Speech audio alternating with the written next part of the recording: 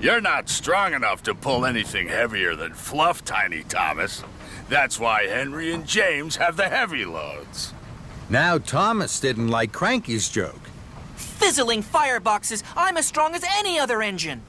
You're not as strong as me. I can lift much heavier loads than you could ever pull.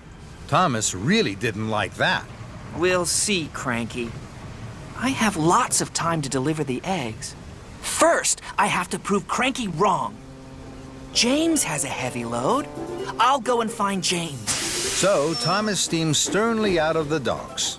Thomas found James at the junction by the washdown. Hello, James. I don't have a lot of jobs today. Shall I deliver your heavy load of wooden barrels for you? You can stay here at the washdown. Then you'll be perfectly polished for the party. James thought this was a very good idea. Thank you, Thomas.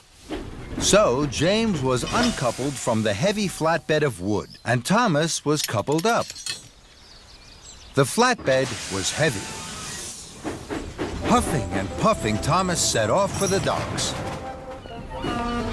Thomas chuffed back into the docks. You again. What are you doing with that wood?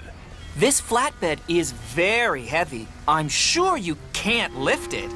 Cranky looked at the flatbed of wood and barrels. I'm sure I can. Cranky's hook swung low over the wood. Thomas watched and waited. With a creak and a crank, and a crank and a creak, Cranky raised the flatbed into the air. Thomas's boiler buzzed. Told you so. You're still creaky, Cranky. And you're still Tiny Thomas.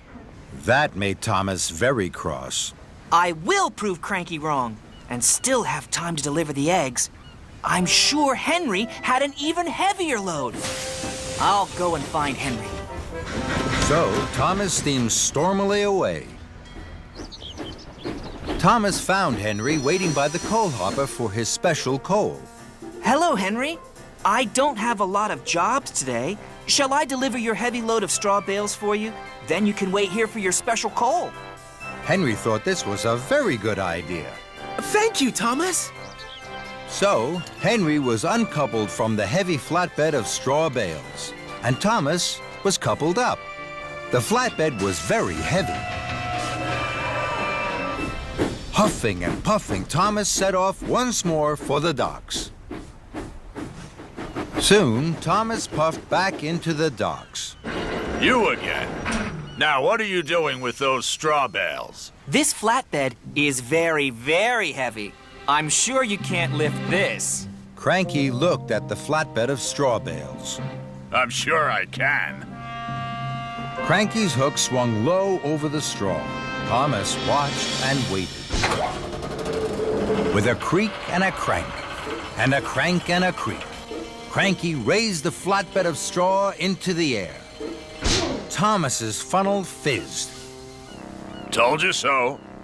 You're still creaky, Cranky. And you're still Tiny Thomas. That made Thomas even crosser. More than ever, Thomas wanted to prove Creaky Cranky wrong. He had to find the heaviest thing he could. Then, an idea flew into his funnel. Lift me, Cranky. Cranky looked at Thomas. He couldn't let Thomas win. Cranky's hook swung low over Thomas. Thomas hardly dared puff. With a creak and a crank, and a crank and a creak, and very, very slowly, Cranky raised Thomas high into the air. Bubbling boilers! Creaky Cranky is lifting me! Then there was trouble. Cranky creaked louder than ever. His crane arm stuttered and juddered. It creaked and it croaked. Then it cracked. Oh, no. Cranky's crane arm had broken, and it was all Thomas's fault. Thomas was stuck high in the sky and blowing in the breeze. Then Sir Topham had arrived. Thomas, what are you doing up there?